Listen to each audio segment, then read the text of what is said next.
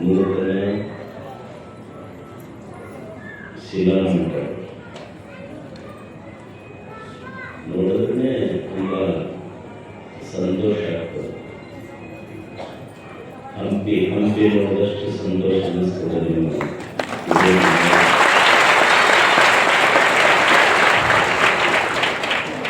ಹಂಪಿ ರಾಜಮಹಾರಾಜರು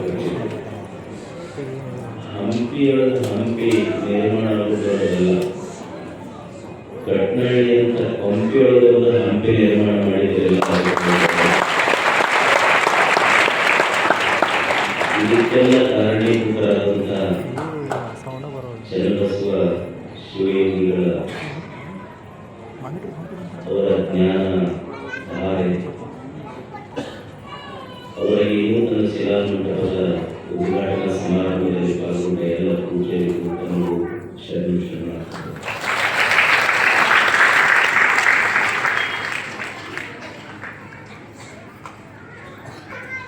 ಈ ದೇಶದಲ್ಲಿ ಬಹಳಷ್ಟು ಜನ ಜ್ಞಾನಿಗಳು, ದಾರ್ಶನಿಕರು ಆಗಬಹುದು. ಅದರಲ್ಲಿ ಬೋಧಿ ಧರ್ಮ ಅಂತ ಒಬ್ಬ ಬೌದ್ಧ ಭಿಕ್ಷು. ಆ ಬೋಧಿ ಧರ್ಮ ಭಾರತದಿಂದ ಚೀನಾಕ್ಕೂ ಅಲ್ಲಿ ಬೌದ್ಧ ಧರ್ಮವನ್ನು ಅವರು ಪ್ರಚಾರ ಮಾಡುತ್ತಿದ್ದರು. ಸನ್ಯಾಸಿಗಳಿಗೆ ತರಬೇತಿ ಕೊಡ್ತಿದ್ದರು. ಸನ್ಯಾಸಿಗಳಿಗೆ ಕುಂಫು ಕಲಿಸ್ತಿದ್ರು. ಕುಂಫು ಕರಾಟೆ ಅಲ್ಲಿ ಕುಂಫು ಅಂತ ಕಲಿಸ್ತಿದ್ರು. ಮತ್ತು ಪ್ರತಿನಿತ್ಯ ಸಾಯಂಕಾಲ ಪ್ರವಚನ ಮಾಡ್ತಿದ್ರು.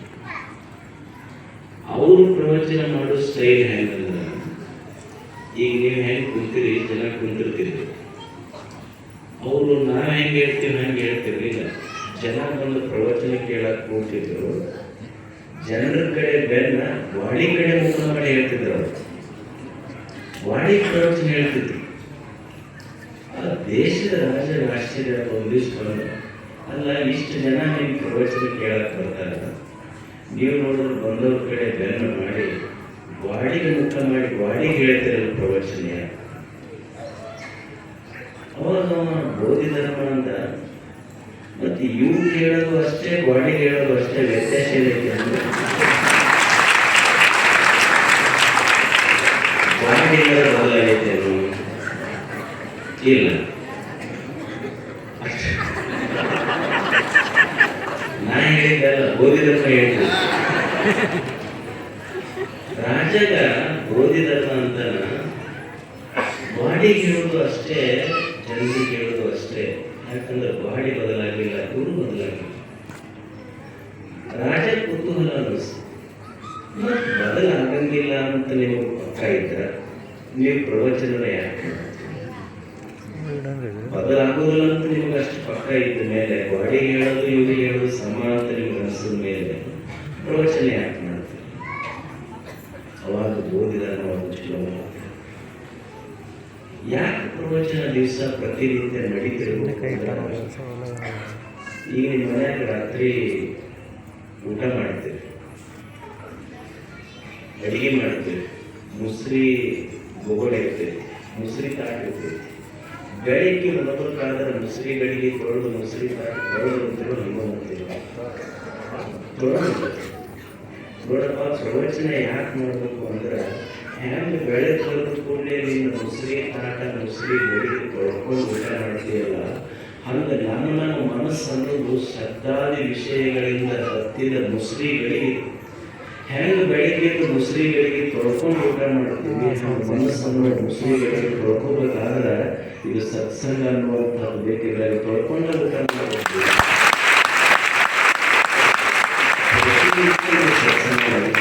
ಮಂದಿಗೆ ಹೇಳೋ ಸಲುವಾಗಿ ಅಂತಲ್ಲ, ನಮ್ಮ ಪಾತ್ರೆ ಸ್ವಚ್ಛ ಮಾಡ್ಕೊಂಡು ಹೋಗ್ಬೇಕಾಗಿತ್ತು. ಮಂದಿ ಪಾತ್ರೆ ಸ್ವಚ್ಛ ಮಾಡೋದು, ನಮ್ಮ ಪಾತ್ರೆಗಳನ್ನು ಸ್ವಚ್ಛ ಮಾಡಿಕೊಳ್ಳೋ ಸಲುವಾಗಿ ಇವತ್ತು ಸತ್ಸಂಗ. ಇದನ್ನ ಗುರುಗಳು ಚನ್ನಬಸವ ಮಹಾಸ್ವಾಮಿಗಳವರು ಎಷ್ಟು ವರ್ಷಗಳ ಕಾಲ ಇದನ್ನೆಲ್ಲ ನಡೆಸಿದ್ರು. ಅವರು ಎಲ್ಲೆಲ್ಲಿ ಹೋಗ್ತಾರ ಅಲ್ಲೆಲ್ಲ ಜ್ಞಾನದ ಬೀಜಗಳನ್ನು ಬಿತ್ತಿದ್ರು. ಅದಕ್ಕಾಗಿ ಅವರಿಗೆ ಅಪಾರ ಶಿಷ್ಯ. ಅಂಥ ಪೂಜ್ಯರ ಅವರ ಅಕಾಲಿಕ ಲಿಂಗೈಕ್ಯರಾದದ್ದು ಸಹಿತ ಈ ನಾಡಿಗೊಂದು ದೊಡ್ಡ ಹಾನಿಯಾಗಿದೆ. ಅಂಥ ಒಬ್ಬ ಪುಣ್ಯ ಪುರುಷನ ನೆಲದಲ್ಲಿ ಮತ್ತೆ ಸದಾ ಸತ್ಸಂಗ, ಸದ್ವಿಚಾರಗಳ ಶ್ರವಣ ಇದು ನಡೀತಾ ಇದೆ. ಇದು ನಡೀತಾ ಇರಬೇಕು. ಅವರು ಒಬ್ಬ ವ್ಯಕ್ತಿಯ ಸಾವು ಯಾವಾಗ ಆಗ್ತೈತೆ ಅಂದರೆ ಕಣ್ಣಿನಿಂದ ದೂರಾದಾಗ, ಮಣ್ಣಿನಲ್ಲಿ ನಡೆಯಾದಾಗ ವ್ಯಕ್ತಿಯ ಸಾವು ಆಗುವುದಿಲ್ಲ. ಒಬ್ಬ ವ್ಯಕ್ತಿಯ ಸಾವು ಯಾವಾಗ ಆಗ್ತೈತೆ ಅಂದ್ರೆ ಬರೀ ಕಣ್ಣಿನಿಂದ ದೂರಾದಾಗ, ಮಣ್ಣಿನಲ್ಲಿ ಮರೆಯಾದಾಗ ಒಬ್ಬ ವ್ಯಕ್ತಿಯ ಸಾವು ಆಗುವುದಿಲ್ಲ. ಒಬ್ಬ ವ್ಯಕ್ತಿಯ ಸಾವು ಯಾವಾಗ ಆಗ್ತೈತೆ ಅಂದ್ರೆ ಯಾವಾಗ ನಮ್ಮ ಮನಸ್ಸಿನಿಂದ ಆತ ದೂರ ಆಗ್ತಾನೆ ಆವಾಗ ವ್ಯಕ್ತಿಯ ಸಾವು ಆಗ್ತದೆ. ಆದರೆ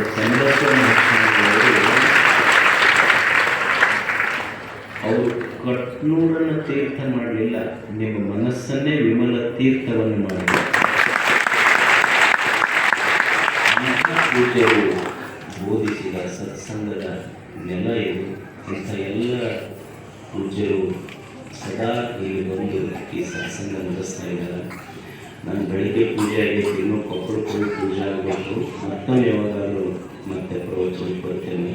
ನಿಮಗೆಲ್ಲ ನೋಡಿ ಈ ಕೆಲಸ ನೋಡಿ ಸಂತೋಷ ಆಗ್ತದೆ. ಬರಬೇಕಂತೆಲ್ಲ ಹಿರಿಯಪ್ಪ ಭಾಳ ಸಲ ಬಂದಿದ್ದರು. ಮಾತಾಡ್ಬೇಕಂತ ಬಂದಿಲ್ಲ, ಅಜ್ಜರು ತಯಾರು ಮಾಡಿದ ತೀರ್ಥ ಹೆಂಗೈತೆ ಅಂತ ನೋಡ್ಬೇಕಂತ. ಈ ತೀರ್ಥದೊಳಗೆ ಒಂದು ಸಲ ಮಿಂದು ಹೋಗಬೇಕಂತಷ್ಟೆ. ನಿಮ್ಮನ್ನು ನೋಡಿ, ನಿಮ್ಮ ಭಕ್ತಿ, ನಿಮ್ಮ ಕೇಳುವಿಕೆ ಇದೆಲ್ಲ ಸಂತೋಷ ಕೊಡುವಂಥದ್ದು. ಇದು ಸತ್ಸಂಗ ಸದಾ ನಡೀತಿರ್ಬೇಕು ಯಾವಾಗ. ಇದು ನಿಂತಿರಬಾರ್ದು. ಒಂದು ಕ್ಷೇತ್ರ ಅದು ಯಾವಾಗ ಪವಿತ್ರ ಕ್ಷೇತ್ರ ಆಗ್ತೈತಿ. ಒಂದು ಕ್ಷೇತ್ರ ಪವಿತ್ರ ಕ್ಷೇತ್ರ ಆಗೋದು ಯಾವಾಗ ಒಂದು ಕ್ಷೇತ್ರ ಪವಿತ್ರ ಕ್ಷೇತ್ರ ಆಗ್ತೈತೆ ಅಂದ್ರೆ ಒಂದು ಕ್ಷೇತ್ರ ಬೆಟ್ಟದ ತುದಿಗಿದ್ರೆ ಅದು ಪವಿತ್ರ ಕ್ಷೇತ್ರ ಅನ್ನಿಸ್ತದೆ. ಅಥವಾ ಒಂದು ಕ್ಷೇತ್ರ ನದಿ ದಂಡೆ ಮೇಲಿದ್ರೆ ಅದು ಪವಿತ್ರ ಕ್ಷೇತ್ರ ಅನ್ನಬೇಕು. ಅಥವಾ ಬಹಳಷ್ಟು ಜನ ಸೇರುವ ಸ್ಥಳ ಇತ್ತು ಅಂದ್ರೆ ಅದಕ್ಕೆ ಪವಿತ್ರ ಕ್ಷೇತ್ರ ಅನ್ನಬೇಕು. ಬೆಟ್ಟದ ತುದಿ ಯಾವ್ದು ಇರ್ತೈತಿ, ಬೆಟ್ಟದ ತುದಿ ಮೇಲಿರುವುದು ಪವಿತ್ರ ಕ್ಷೇತ್ರ ಅಂದ್ರೆ ಎಲ್ಲೆಲ್ಲಿ ಗುಡ್ಡದವ ಅದೆಲ್ಲ ಪವಿತ್ರ ಕ್ಷೇತ್ರಗಳಾಗಬೇಕಾಗುತ್ತವೆ. ನದಿಯ ದಂಡೆಗಳು ಪವಿತ್ರ ಕ್ಷೇತ್ರ ಅಂದರೆ ಇಡೀ ಕೃಷ್ಣ, ಕಾವೇರಿ, ಗೋದಾವರಿ, ತುಂಗಭದ್ರೆ ಹರಿತಿರುವ ನದಿ ದಂಡೆಗಳೆಲ್ಲ ಪವಿತ್ರ ಕ್ಷೇತ್ರಗಳಾಗಬೇಕಾಗಿಲ್ಲ. ಇಲ್ಲಿ ಭಾಳ ಜನ ಎಲ್ಲಿ ಸೇರ್ತಾರೆ ಅದಕ್ಕೆ ಪವಿತ್ರ ಕ್ಷೇತ್ರ ಅನ್ನಬೇಕು ಅಂದ್ರೆ ಮತ್ತು bus stand, railway station, cinema ಟಾಕೀಸ್ಗಳೆಲ್ಲ ಪವಿತ್ರ ಕ್ಷೇತ್ರಗಳಾಗಬೇಕಾಗಿತ್ತು. ಆಗಿಲ್ಲ. ಯಾವುದು ಪವಿತ್ರ ಕ್ಷೇತ್ರ ಅಂದರೆ ಬೆಟ್ಟದ ತುದಿಯೂ ಅಲ್ಲ, ಭಾಳಷ್ಟು ಜನ ಸೇರುವ ಜನಸಂದಣಿಯ ಸ್ಥಳವೂ ಅಲ್ಲ, ನದಿಯ ದಂಡೆಯೂ ಅಲ್ಲ. ಯಾವುದು ಪವಿತ್ರ ಕ್ಷೇತ್ರ ಆಗ್ತೈತೆ ಅಂದರೆ ಯಾವ ಸ್ಥಳದಲ್ಲಿ ಕಾಲ ಕಾಲಕ್ಕೆ ಮನುಷ್ಯನ ಮನಸ್ಸಿಗೆ ಸಂಸ್ಕಾರ ಕೊಡುವ ಕೆಲಸ ನಡೀತೈತಲ್ಲ ಅದು ಪವಿತ್ರ ಕ್ಷೇತ್ರ. ಕುರುಹು ಬೀಜವನ್ನು ಇಲ್ಲಿ ಅಪ್ಪುಗಳು ಬಿತ್ತು ಹೋಗಿದ್ದಾರೆ. ಅದು ಹೆಮ್ಮರಾಗ್ತಾ ಇದೆ. ಆ ಮರದ ನೆರಳಿನಲ್ಲಿ ಅವೆಲ್ಲ ಕೂತಿದ್ದೀವಿ. ಇಂಥ ಎಲ್ಲ ಮಹಾನುಭಾವರು ತಮಗೆ ಅವರ ಅನುಭವದ ಅಡಿಯಲ್ಲಿ ಅವರ ನೆನಹಿದೆ. ಅವರ ನೆನಹು ಅವರೆಲ್ಲ ಪೂಜ್ಯರ ಅನುಭವ ಸಂಧಿಗಳಲ್ಲೇ ಅವರ ನೆನಹು ತಮಗೆಲ್ಲ ಸಿಗ್ತದೆ. ಅಂಥ ಪೂಜ್ಯರ ಒಂದು ಕ್ರಿಯಾಶೀಲತೆ, ಇಲ್ಲಿಯ ಭಕ್ತಿ ನಮಗೆಲ್ಲ ಗೋಚರ ಆಗ್ತದೆ. ಈ ಸತ್ಸಂಗ ಸದಾ ನಿರಂತರವಾಗಿ ನಡೀತಾ ಇದೆ. ಇವೆಲ್ಲ ಯಾರ್ಯಾರು ಮಾತಾಡ್ತಾರೆ ಅವ್ರ ಕಂಠದೊಳಗೆ ಚನ್ನಬಸವ ಶ್ರೀಗಳಿರ್ತಾರೆ. ಯಾರ್ಯಾರು ಕೇಳ್ತಾರೆ ಇದು ಸದಾ ನಡೀಲಿ ಅಂತ ಹಾರೈಸಿ ನಮಗೆಲ್ಲ ಹೊಂದಿಸಿ ನಮ್ಮ